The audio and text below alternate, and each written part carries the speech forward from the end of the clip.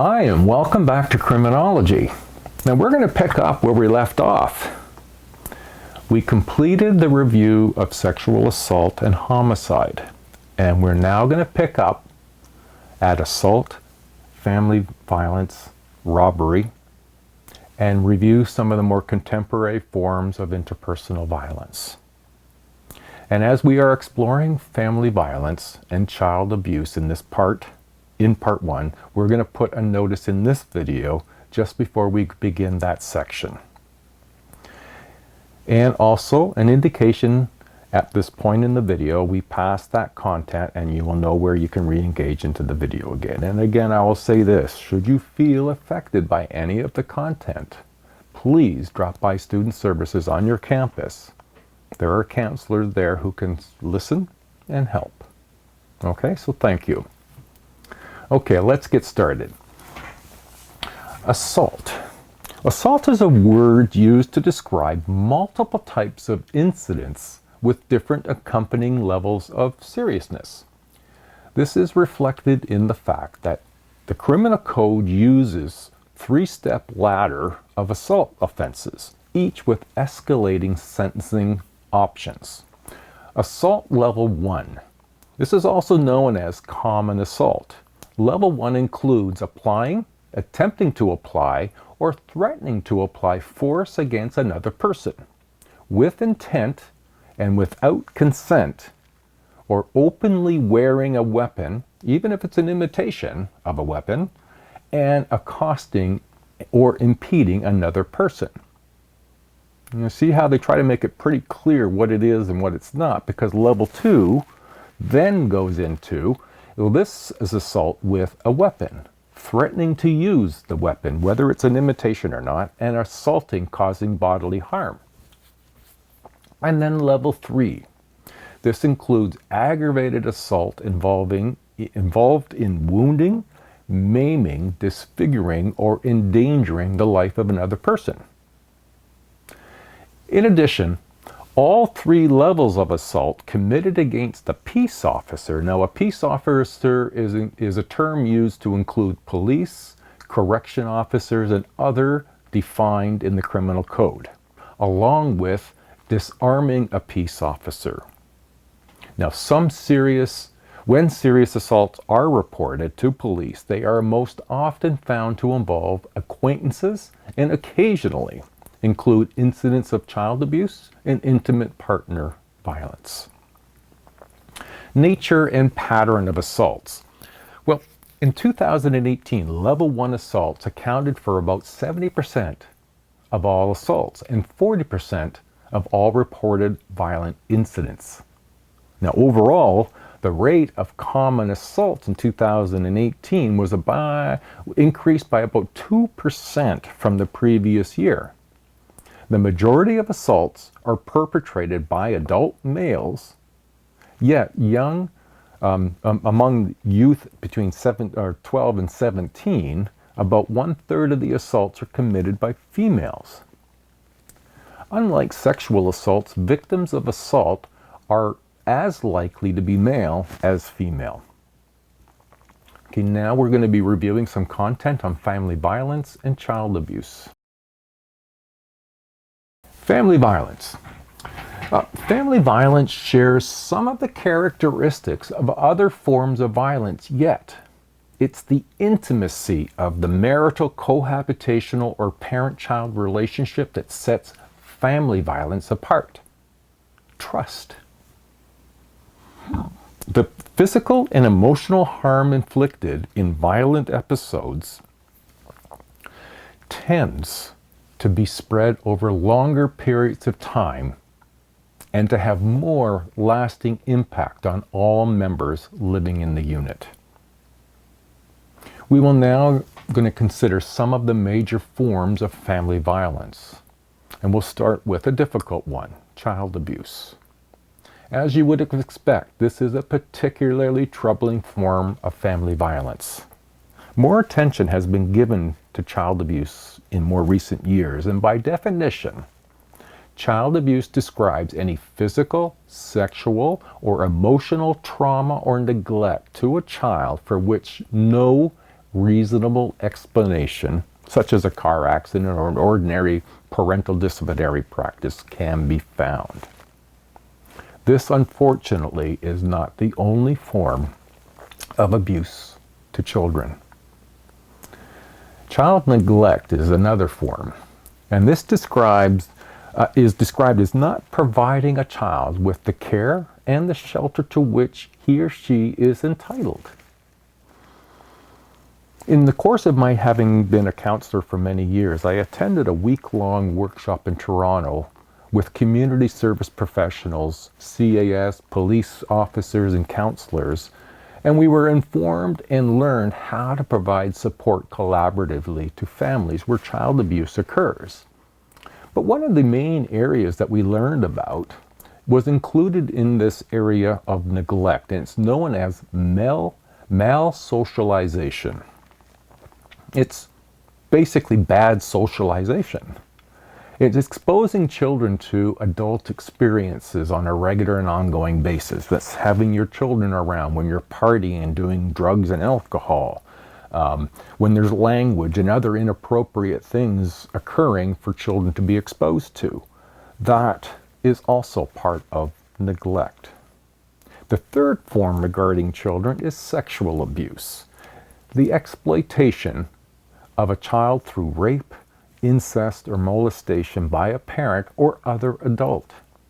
Stats Canada indicates that 30% of Canadians aged 15 or older reported, this is only the reported experiencing physical or sexual abuse at the hands of an adult before they were 15 years old. As troubling as this may be, more so as this is only represented, as I had alluded to, the reported cases, as many do not talk to a professional, police, someone, or anyone. So why do parents physically assault their children? There are really no simple answers. It's very complex, because most of us can't imagine doing that. The complexity has to do with a wide variety of factors: ethnicity, age, gender, socioeconomic class or level, religion, educational level. Abusers are from all walks of life. Researchers have offered up 3 facts that may be linked to abuse and neglect by parents. And I'm going to point them out here. You can go to page 235 for the more complete examples. First, research has shown family violence is passed on from generation to generation within families. Socialization teaches or can expose children to these sorts of things, that they become perpetrators in their future. Secondly, blended or step families, where there is a step parent or unrelated adult, have also been linked to abuse. This factor introduces a really important element about blended families, and for that matter, any family, and that is communication. And not specifically and only just talk, but talking about how you plan on parenting. How do you plan on disciplining children? How? Talk, communicate. This is what's not happening. So when you get into a new blended family, you're coming from 2 different expectations, and if you don't talk, that's where some problems can align. So the key line of communications need to be open, and that's a big step. Third is isolation. If one is isolated from family, friends, neighbors, where if something were to occur or happen, you haven't got any way of receiving help from people in difficult times, there have been an increasing of family violence during the pandemic. Isolation could be part of that explanation. So next we're going to move into intimate partner violence. Now, that's a more current term. This was formerly known as domestic violence. By definition, intimate partner violence is violence or abuse that happens within a marriage, common law, dating relationship that can and can be same-sex or opposite sex. Now, throughout history, intimate partner violence has always been there, unfortunately. And as mentioned earlier in Chapter 8 on social conflict theory, feminists were there in the first wave where they were trying to just gain the right to be seen as a person, because up until then they were really just property of men, and to gain the vote, the right to vote. We can still wonder what causes intimate partner violence. Now we'll see in figure 10.3 next to me here. Now this too, again, and say it with me, it's complex.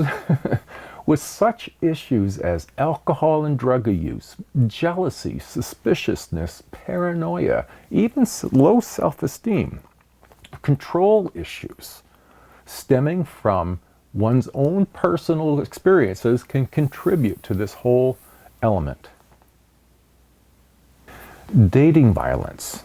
We may not think of dating violence as being a part of the family violence category. However, it's a little more recent focus, and it's based on the concept of date rape.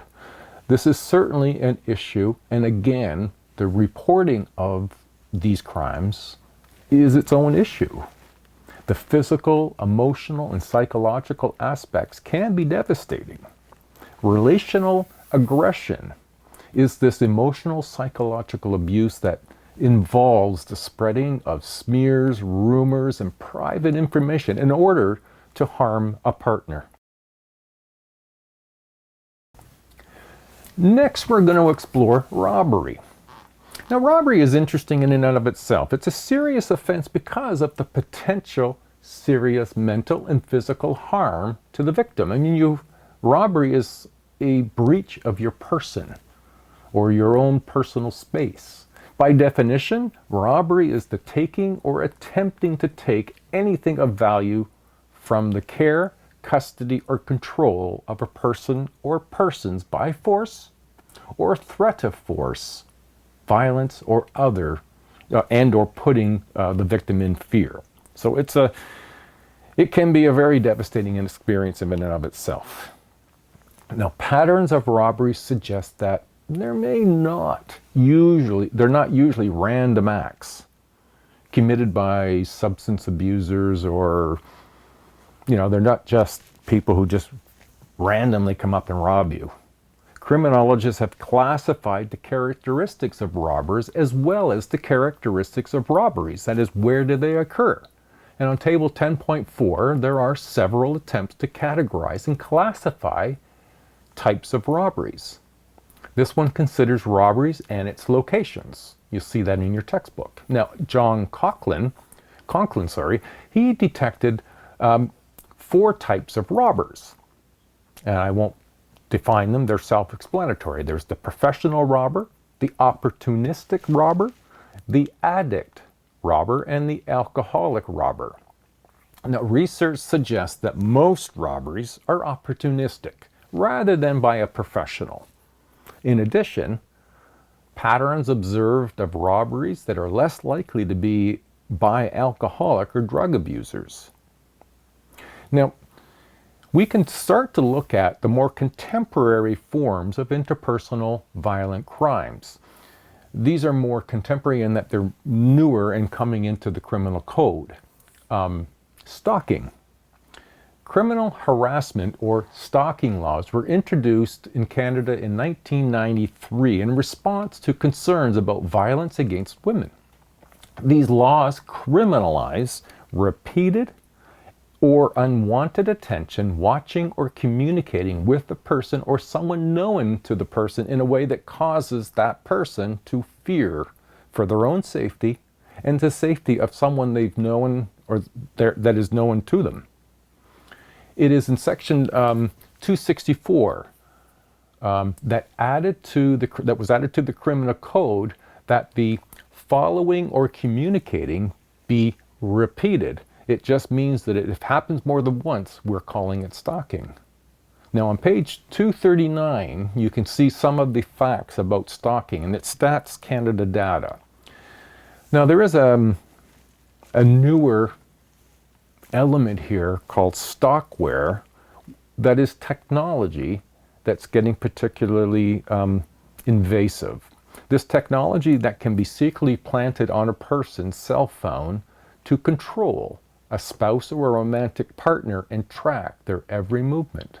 Now, this is an example of how dynamic and complex some of these issues can be. It's almost like a game of cat and mouse. As soon as we get a law to protect, there's additions stepping out.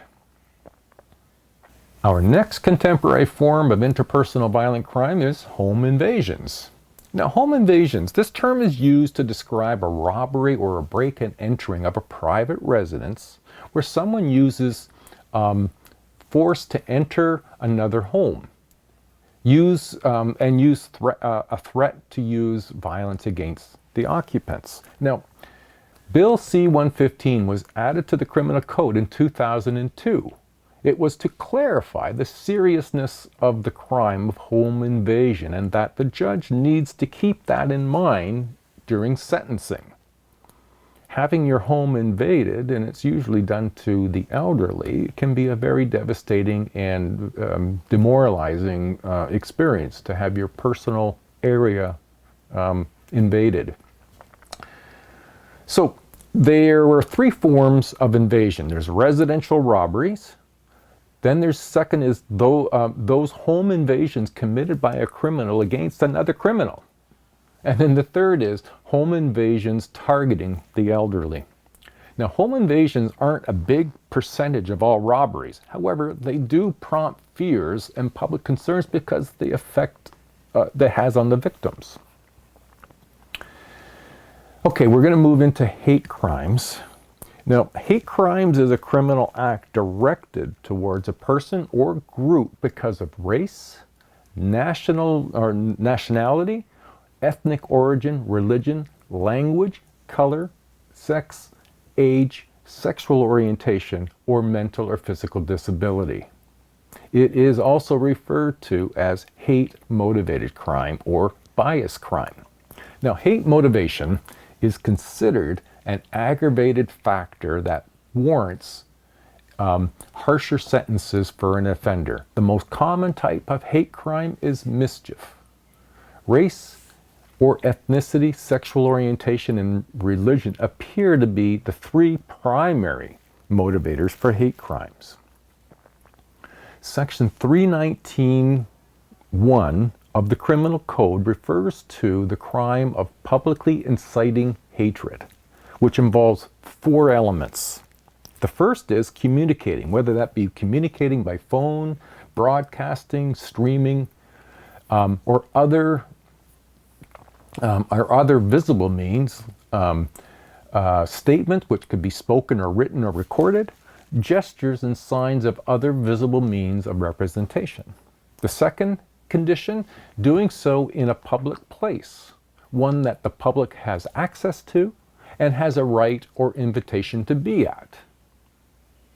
3, incite hatred against an identifiable group. And then 4, doing so in such a way that there will likely be a breach of peace. Now, in order for the court to find a person guilty of hate crime, all 4 of the above conditions need to be met. Now, we can consider some of the roots of hate. Sociologist Jack McDivitt explores the question, why do people commit hate crime? And he did uncover some, like hate crimes, are generally spontaneous. They're not usually planned, perhaps because they are,